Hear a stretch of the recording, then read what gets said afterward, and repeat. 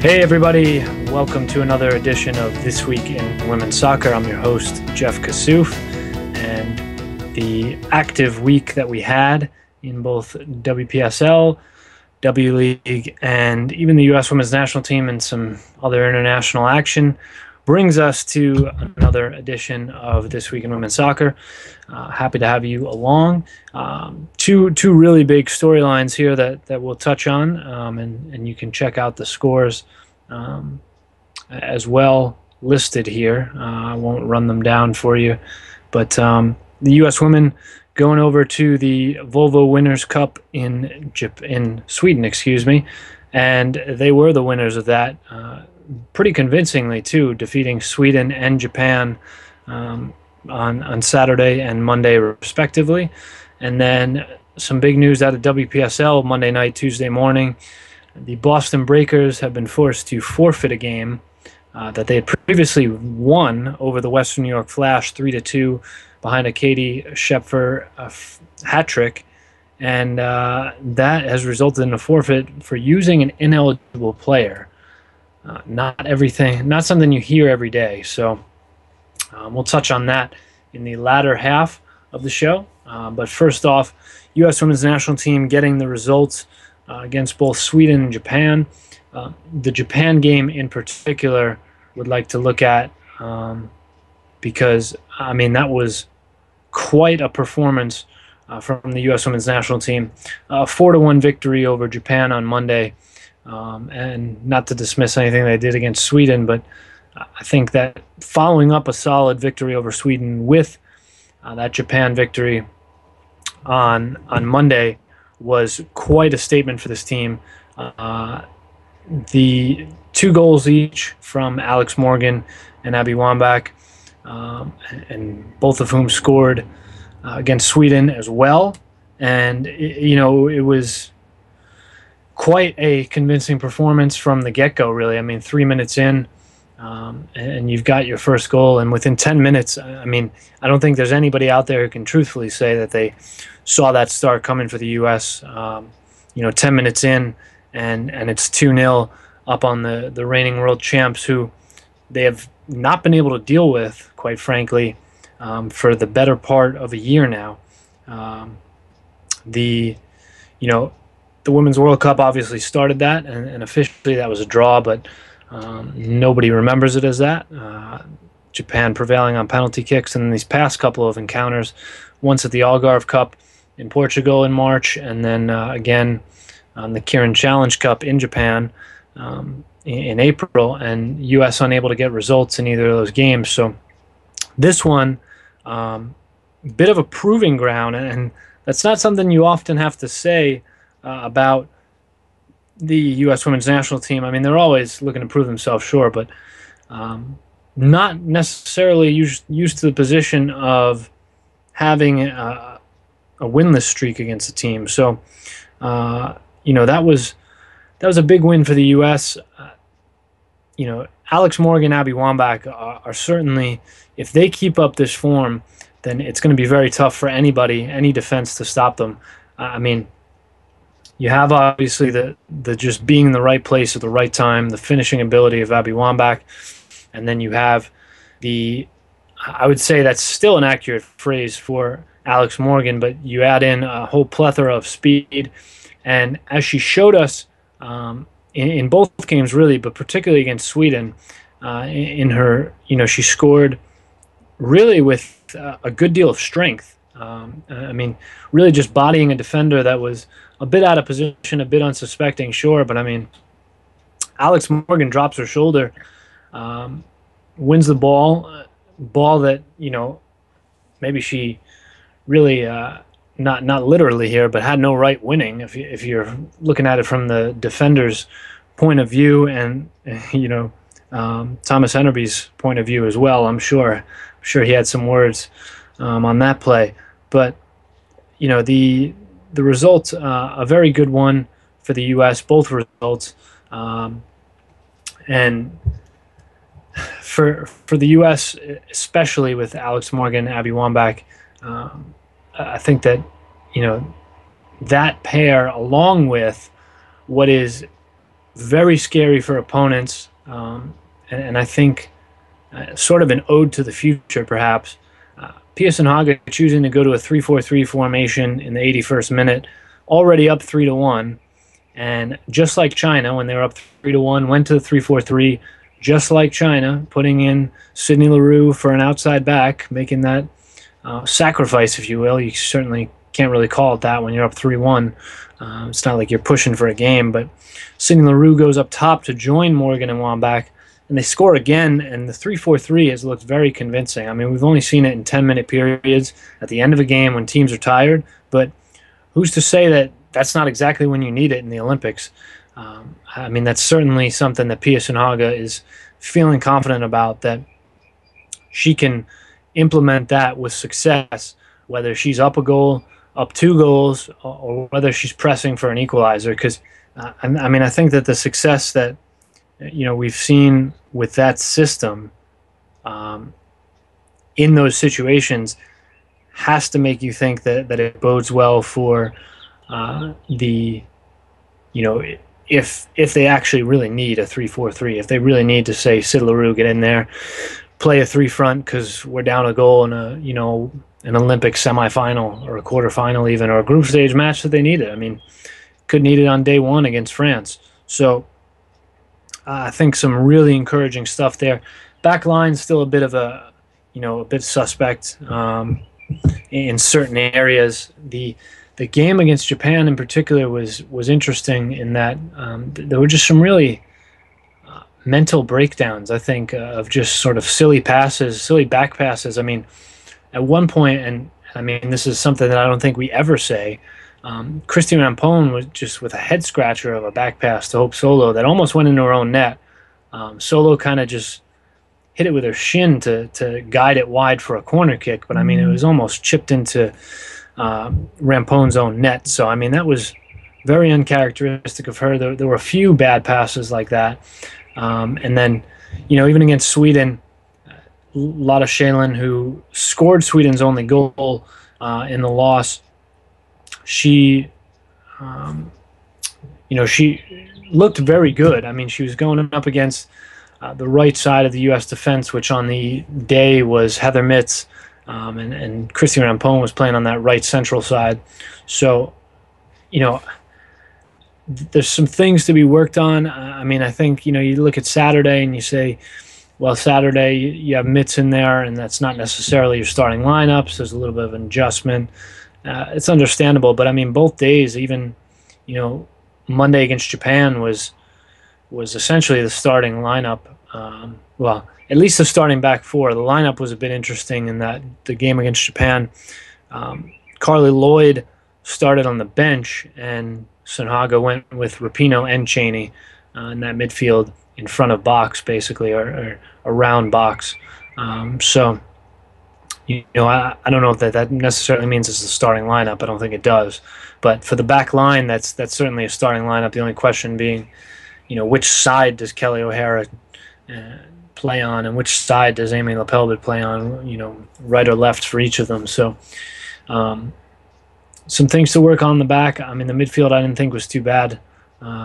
Certainly helped control things, and that showed. I mean, particularly, again, against Japan, those 4 goals, really, really solid stuff. So have to be happy with that. If you are the U.S., and they have one more game coming up, June 30th, the send-off game against Canada at Rio Tinto Stadium in Sandy, Utah. Ticket sales have kind of really slowed down for that as well, by the way. They were at about 10,000 about a month ago, and that they're not even, I mean, as of recording this, they're not even at 12,000 at this point. So, I don't know. I mean, things have really tapered off on that end, which is strange, to be honest. And as I've noted previously, the U.S. women have never sold out 3 straight domestic matches.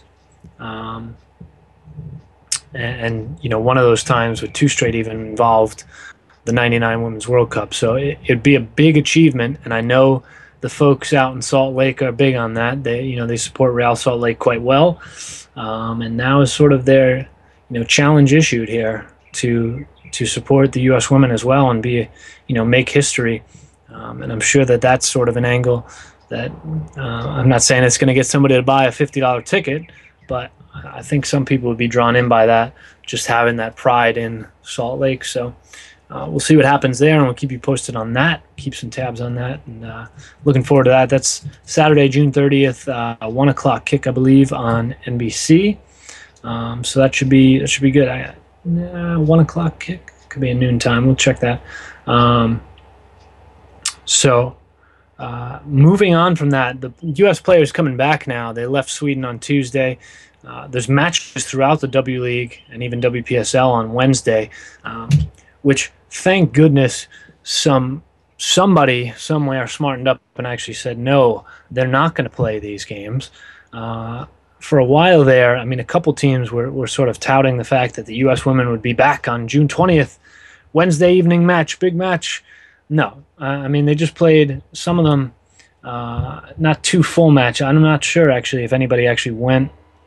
I believe there might have been a couple that went the full 90 both times. I'd have to look, honestly. I don't have it in front of me. But either way, back-to-back games against two of the world's 4 best teams.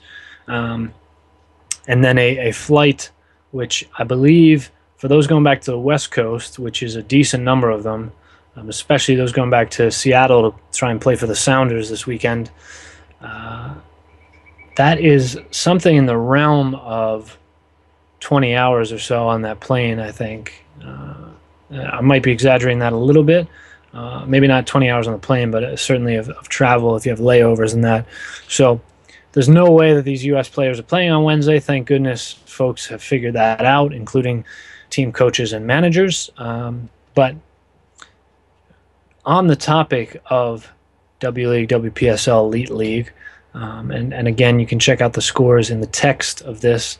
Don't worry about me listing them off for you, because the big news here, the Boston Breakers deducted 3 points, deducted of their win, and forced to forfeit that victory from May 26th over the Western New York Flash because they used an ineligible player, Melissa Henderson, who was the standout at Notre Dame. She was drafted by Sky Blue FC. WPS went belly up, and somehow, her ITC, which is the International Transfer Certificate, it's needed for anybody who wants to play anywhere at this level, to just basically show. I'm trying to think of the best way to explain it. I mean, you need it to play, I think, is the simplest way to put it. It's a FIFA requirement. You need an ITC. And somehow Melissa Henderson's ITC ended up in Russia. And as you know, we've kind of explored the strange world that is Russian women's soccer. I'm sure there's plenty of stories on the men's side too. So Russia strikes again here. We don't really know what happened. I mean, I don't want to speculate. To me, there seems to be, there's the reason that a club in Russia would have the woman's ITC, the player's ITC. They didn't just a Russian club did not just come along, Google Melissa Henderson, and somehow obtain her ITC.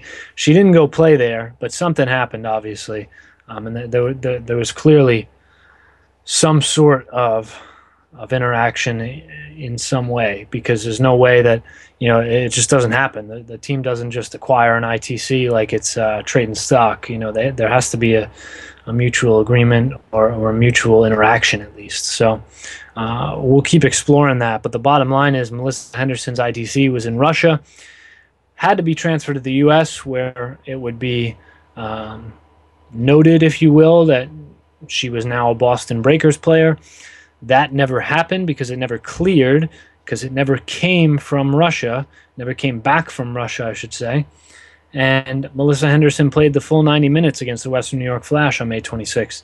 So Katie Schepfer's hat trick, which was originally quite heroic, at least relatively, is now negated. It goes down as a 1-0 loss for the Boston Breakers, and suddenly the tables have flipped. Will they miss the playoffs because of it? Very, very unlikely. I'm going to go out on a not so much of a limb and say no, because this table is pretty well divided, 4-4. But Boston Breakers go from a tie for first to sitting in that fourth and final playoff spot because of this mishap. And lucky for them, because they might have sacrificed their entire season had they kept this string up. The May 26th game, since then they've had a few games. Melissa Henderson on the bench for one of them, which is another interesting dynamic. She was suited up and on the official roster, so what do you do about that? She did not play in any other games, though, so lucky for them. That perhaps saved them another 1 or 2 forfeits, because that could have gotten real bad real fast. I mean, you would have been looking at basically, had they forfeited those games, they might have missed the playoffs because of that, and that would have been a real big problem. But, I've seen some people really trying to point some fingers on Twitter in particular on Tuesday here. The bottom line is that this seems like certainly a big miscommunication. Somebody screwed up. And I know we all love to blame the U.S. Soccer Federation for everything, but U.S. Soccer Federation is, at least I should say, an employee at the U.S. Soccer Federation who's paid to verify and check up on things like this, is the one who discovered this. Melissa Henderson's name was in a match write-up in a box score, and person sat there and said, hey, Melissa Henderson is not a Boston Breaker by our records. And that's not on U.S. Soccer, folks. The Boston Breakers issued a pretty lengthy statement saying that they were under the impression and thought it was pretty clear that she was a Breaker. There's certainly some blame that can be pointed at the league here. So I wouldn't jump to conclusions here by any means. I think it's easy to do that, and a lot of people have tried to do that already, which is, we're still learning the story here. At this point, it's just, we know that the ITC was in Russia. We know it didn't get transferred properly in time. There was some kind of a mix-up. So really, that's what you need to be going off at this point.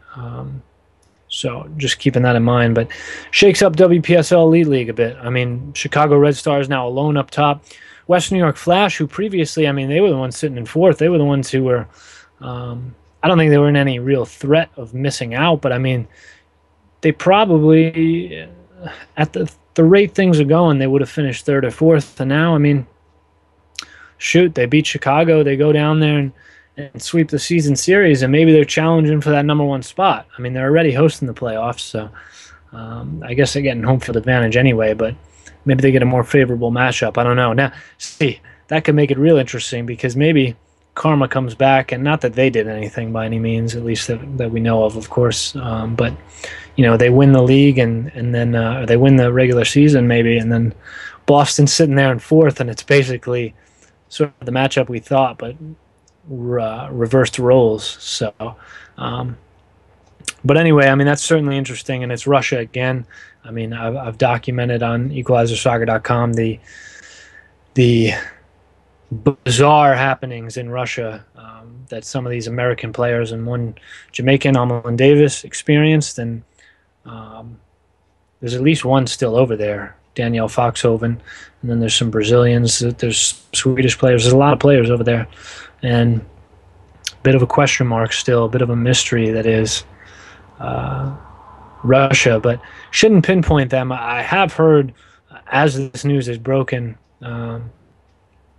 as this news has come out, I should say, that this isn't the most uncommon thing in the world. Some teams do this, where somehow they acquire that ITC and they hold on to it, and it can really screw a player. So, to put it frankly, so tough on Melissa Henderson on the Boston Breakers. Really a black eye on WPSL again. We had that late kickoff, which they took a lot of crap for, and I led that charge for sure, or at least I guess Dan Loletta led that charge for us, but I stood there with him because it's ridiculous, and it happened in the W League too. So, same deal. But that's 2 straight things now that just the word professionalism is, it has to be thrown out there, and I don't think that it's quite. It's not the level that it needs to be. Is really the bottom line. So we'll see what happens, and hopefully that improves. Hopefully this women's soccer summit that's supposed to happen comes about, and we'll keep an eye on that. There's not much news on that right now, to be frank. I really don't know much about it besides that I'm still under the impression that's happening. So hopefully it does, and we will be there. Hopefully, I mean, it'd be cool to be there. I don't know, but we'll at least be here bringing you the news and bringing you the insight. So be sure to tune in with us each and every week here on This Week in Women's Soccer. I'm your host, Jeff Kassouf. Thanks for joining us, and we'll see you next week.